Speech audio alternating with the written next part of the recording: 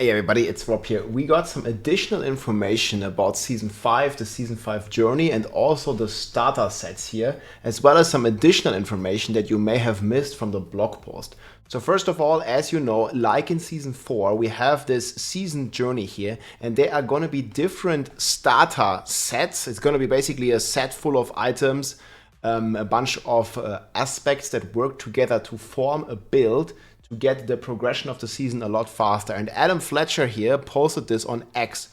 So we're gonna have the different themes here. We don't exactly know when we're gonna unlock them, but basically here are different sets for the different classes. And I'm gonna talk about every set here for a little bit. So Barbarian, we're gonna get weapon swapping and knockback.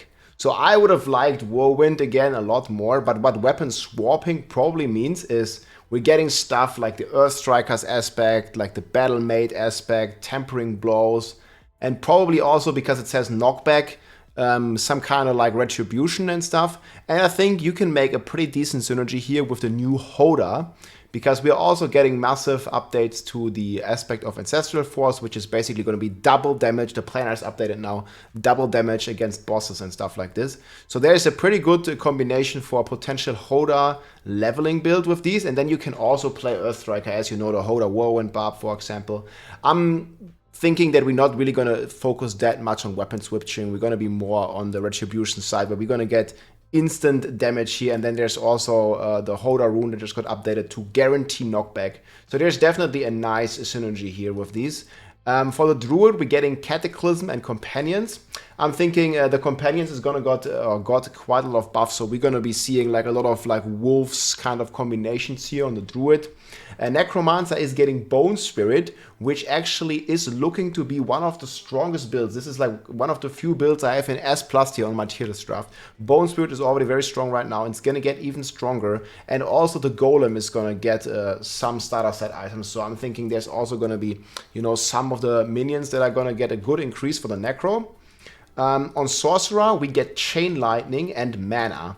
And this is basically one of the new uniques and with the pants, and one of the new builds that is really revolving around the lightning or the chain lightning, and we also get a bunch of mana here, so that's also pretty decent. I think Sorcerer is going to have it very good in the leveling phase overall. And then Rogue here is getting Flurry and Dark Shroud plus mobility, and this is literally one of the meta builds and one of the S tier builds on the Rogue here.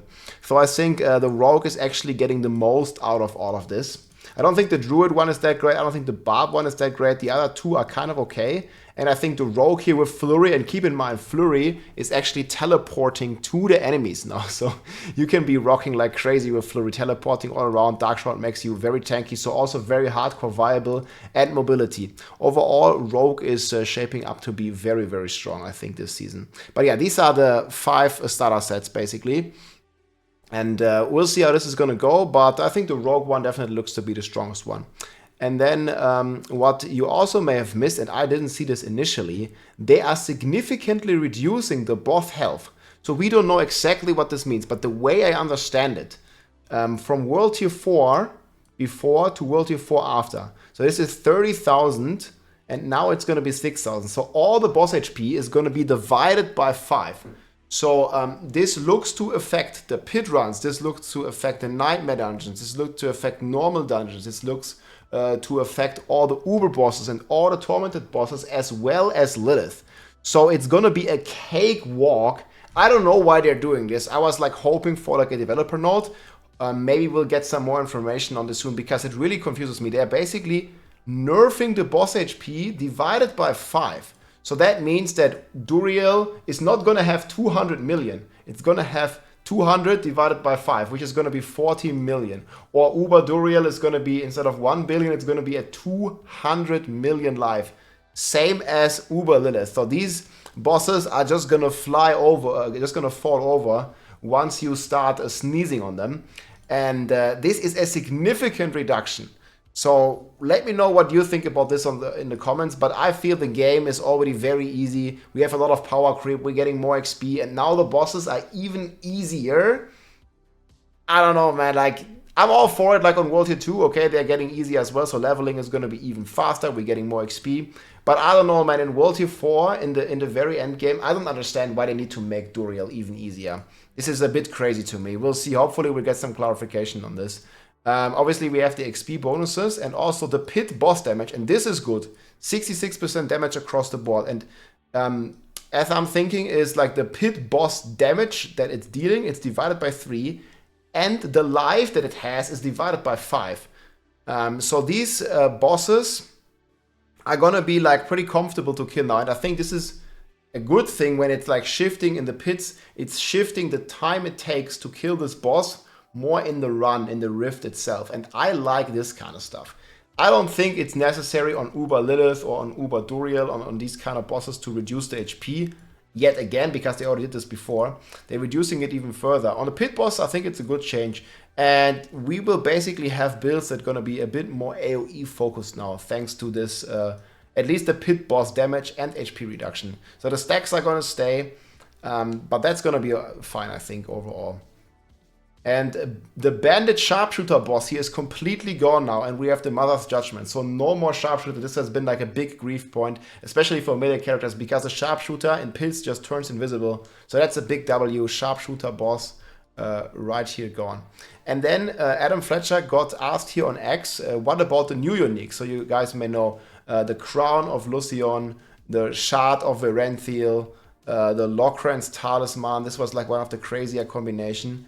What happens with these, and he said they are not in the patch notes yet, but they are looking to add them, so they will tell us what the final uniques on these patch notes are here, because yeah, we have no idea right now what happens to the Crown of Lucian. It was even competing with the Harlequin's Crest, but yeah, you guys can see like the new Harlequin's Crest are insane, and we'll see what happens with Crown of Lucian, especially with Shard of Verenthiel. Like a lot of builds basically rely on this to see where it's going to land in the tier list, and it could be basically an S tier build if Shard of Verenthiel stays, or if it's like heavily nerfed, it's going to be like 2 or 3 tiers lower. So we'll see what's going to happen with that. And then I wanted to quickly talk about some of the uniques here, especially some of the reworks, and I've noticed that some of them even got some nerfs to them, and that was like a bit surprising to me. I think a good example here is the X Faults. So it used to have cooldown on this ring, and they completely removed the cooldown effects here on the ring. So this is completely gone. And there's a couple of other items here. I saw this on Ramalaldi's. So this is the old one. This is the new one. It's like barely buffed. And it also has like a negative side now. It costs 10 Fury every second. Same here on the Tuskhelm. I was actually very excited for the Tuskhelm. But it looks like they're just nerfing this. Basically, damage while berserking goes up. Okay, that's cool. But we are losing max Fury. And instead we're getting max life. We are losing 10% generic attack speed, and instead we are getting 8% attack speed while berserking. And we are also completely losing the aggressive resistance, which made this a viable alternative. So things like Harlequin's Crest, at least the old version, because it was giving you 20% toughness. But now you're just getting movement speed instead. And there's like a couple of this here, Red for Raw as well. You lose the resource generation, and we basically gain fire rest for it, which is like kind of weird on the ring. But yeah, I guess it fits thematically. I just wanted to point this out. Like, there's definitely a couple of items, such as X-Falls, that got significantly weaker with the patch. So it's not all great with the unique reworks, even though most of them, especially on the Uber unique side, are really good. And I'm super excited either way to try some of the new stuff here, Ancestral Forces, like with Hammer of the Ancients and these kind of things. And yeah, let me know what you think about the starter sets. I'm kind of thinking that I'm going to be starting with a Barb again. I'm going to make a separate video on this, but we're thinking we're going to play Barb, and we're going to try a bit here with the weapon swapping, Hoda leveling potentially, maybe Upheaval, and then going into Spin to win Whirlwind, because as you know, we're going to have the Anger Management. I have this one in this build as well. This is probably going to go on every build. I'm really hoping that this one has a chance to be in the season journey as well as one of the starter sets. Because this is just such a cool item. It enables so many builds. And yeah, Barbarian I think is going to be my pick. I already made a kind of a poll here on my YouTube channel. And there's going to be a lot of people that are still going to play Barb by the looks of it. You can vote as well. I'm going to link the poll below. Let me just show you here the current results. If we're going to go onto the community tab. So you guys can see here, most people, I mean, I know my community here is a bit biased, but it looks like here most people are actually going to rock Barb. So 1/3 of the players going to rock Barb. A 4th is Rogue, a 4th is Sorc, only 8% on the Necro. So we had like a Necro overload last season. But there's going to be significantly less Necromancers playing now.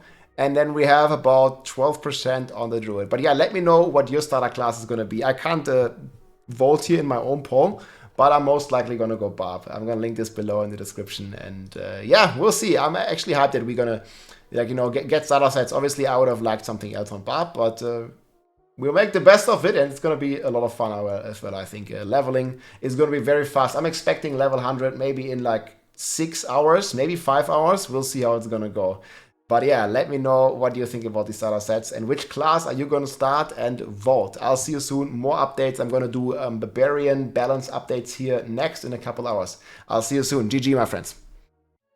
If you like this video, make sure to subscribe, leave a like or a comment. I'm also live on Twitch almost every day, so come and say hi.